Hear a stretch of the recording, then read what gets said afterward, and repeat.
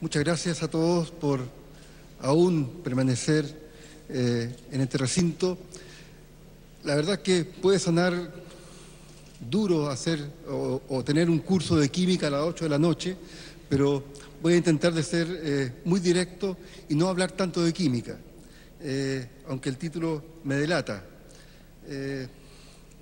Quiero partir mostrando o ilustrando qué es lo que es la energía química y cómo la podemos observar en este pequeño experimento. Fíjense ustedes lo que ocurre.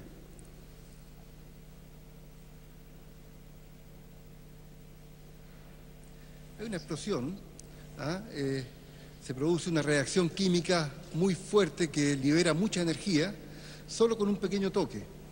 Eso indica que, como decía Peter, hay mucha energía en los compuestos químicos, ¿ya? Y esa energía la podemos usar en favor del hombre, ¿ya? Y no en contra de él. Esa es la idea de usar la química para tener energías nuevas, verdes, como decía Peter, y renovables. Y un poco voy a tratar de hacer pasar la idea rápidamente sin tener que entrar en detalles muy técnicos. Siempre hay que partir por el principio, el origen. La química originalmente era eso, un poco en la época de la alquimia, ¿no es cierto?, donde la ciencia, el aparato de destilación, el arte y la religión se mezclaban, ¿ya? Y entonces había una discusión de cuál de las tres disciplinas podía prevalecer una sobre la otra. Era complicado, era duro, la situación se ilustra en estas ilustraciones. Más adelante se vio una luz a través de el fundador de la química moderna, que es Antoine Lavoisier, pero Antoine Lavoisier tuvo un final muy duro. La República no precisa ni científicos ni químicos, no se puede detener la acción de la justicia, y por esa razón fue decapitado. De manera que en la trayectoria de los científicos no ha sido siempre fácil, y siempre han habido dificultades como la que Antoine Lavoisier sufrió. Ahora, la química para la mayor parte de ustedes debe ser, y lo es de hecho, una ciencia experimental. Y Auguste Comte, un filósofo francés del siglo XVIII, decía que cualquier intento de usar métodos matemáticos en el estudio de reacciones químicas debe ser considerado irracional y contrario al espíritu de la química. La química debe mantenerse como una ciencia puramente experimental. Más aún, dice, si el análisis matemático adquiere un lugar importante en química, una aberración que es felizmente casi imposible, produciría una rápida degeneración de esa ciencia. Y bien, en el siglo XXI, las matemáticas juegan un rol preponderante en la química.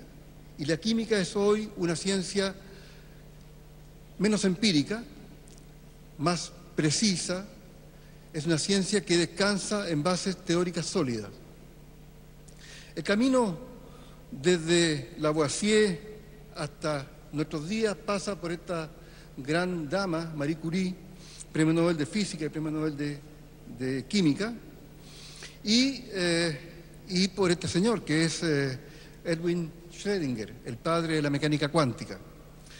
Y entonces con la mecánica cuántica y con la ecuación de Schrödinger, la química sienta bases sólidas teóricas. Y uno empieza a entender conceptos que hasta antes eran puramente empíricos, ¿ya? Antes los químicos lo que hacían era prueba y error, ver qué pasa, ver qué da, qué color cambia, cuál es el olor de la sustancia, etc. Con la ecuación de Schrödinger, con el advenimiento de la mecánica cuántica, se genera un amplio horizonte para la química. Ahora podemos entender bien las estructuras moleculares, la energía, cuánto cuesta en energía una reacción química, cuánto se demora en ocurrir esa reacción química, cuáles son las propiedades de la molécula, etc.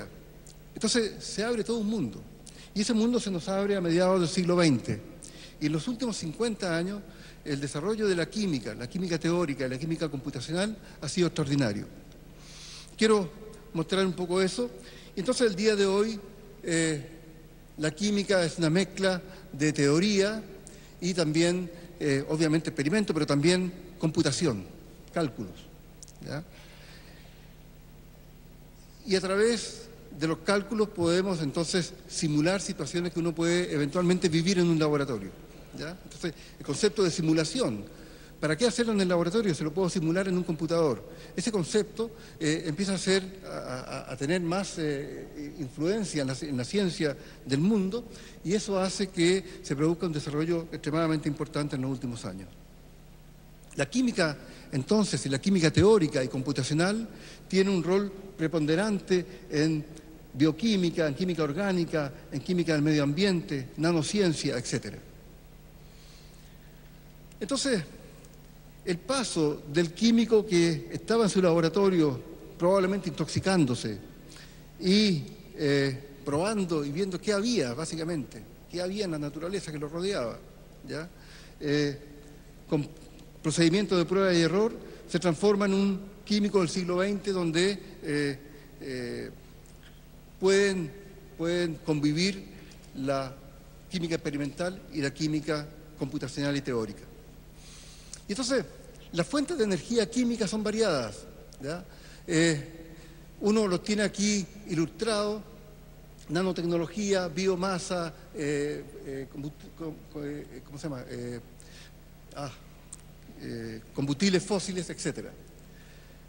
Entonces, ya no se ve la química ni la ciencia desde la perspectiva del matraz o de la perspectiva del elemento, digamos, puramente experimental, ¿ah? Entonces, hay una unión, si ustedes quieren, entre la química experimental y la química teórica y computacional. Eso es extremadamente importante, porque si uno logra disciplinarse y entender y simular, obviamente los experimentos van a ser, o los resultados que uno genera desde el punto de vista computacional van a ser predictivos, y uno puede luego generar los experimentos. Me voy a detener en una situación muy precisa, dado el tiempo que ha pasado. Voy a sencillamente mostrar lo que hemos hecho en un problema de almacenamiento de hidrógeno. El hidrógeno puede ser un combustible del futuro. El problema del hidrógeno es que tenemos que almacenarlo, hay que guardarlo en alguna parte. Y entonces, ese es un problema que los químicos hemos observado, y nos hemos dado cuenta que el hidrógeno puede ser almacenado como gas a altas presiones, por una parte. Por otra parte, puede ser almacenado en tanques, como líquido en tanques a muy bajas temperaturas, o como sólido, absorbido en distintos sitios metálicos o enlazado a compuestos químicos. Entonces, aparece, digamos, la posibilidad de guardar hidrógeno de esta manera, que es una manera química, ¿ya? Entonces, aquí viene el dilema o el interés nuestro, más bien, para resolver un problema, que es caracterizar cómo guardar hidrógeno, por una parte, y cómo usarlo luego, para tener energía limpia, para hacer andar un automóvil, por ejemplo. ¿Qué hacemos nosotros? Bueno, lo primero que hacemos es generar una teoría para entender cómo ocurren las reacciones químicas, ¿ya? Las reacciones químicas, en nuestro entender, consisten en un conjunto de eventos químicos, rupturas y formación de enlaces, ¿ya? Esas son las situaciones que van a liberar o van a producir energía. Una reacción química siempre ocurre absorbiendo energía o emitiendo energía, ¿ya? Y esa es la energía que uno quisiera atrapar. Entonces, lo que hemos hecho, básicamente, es es generar una teoría para entender exactamente el mecanismo de las reacciones químicas, cómo exactamente ocurren. Y luego de eso, hemos aplicado esa teoría para generar o diseñar moléculas que permiten atrapar el preciado hidrógeno. Y lo hemos hecho. Hemos estudiado algunos sistemas como los llamados aminocarbenos, ¿ya? Y hemos logrado establecer exactamente, cuando digo exactamente, paso a paso, cómo ocurre la reacción química. Hemos dilucidado en forma muy precisa el mecanismo de la activación de hidrógeno por este tipo de sistemas moleculares. Hemos diseñado moléculas que tienen esta forma. Fíjense ustedes, esto es un sistema de carbono, y aquí afuera tengo justamente el atrapador de hidrógeno. ¿Y saben lo que es el atrapador de hidrógeno? Litio. Y adivinen dónde hay litio. En Chile. Hay mucho litio. Entonces, puede ser efectivamente un elemento central para el desarrollo de nuevas tecnologías y de almacenamiento de hidrógeno. Lo que hemos hecho es diseñar esta molécula y darnos cuenta de que esta molécula es capaz de atrapar hidrógeno a temperaturas bajas y soltarlo, liberarlo a temperaturas altas, que es exactamente lo que requiere un motor, por ejemplo, de combustión. Entonces, estamos avanzando en el sentido de generar nuevas tecnologías, por una parte, para entender cómo ocurren las reacciones químicas, nuevas tecnologías computacionales y experimentales también.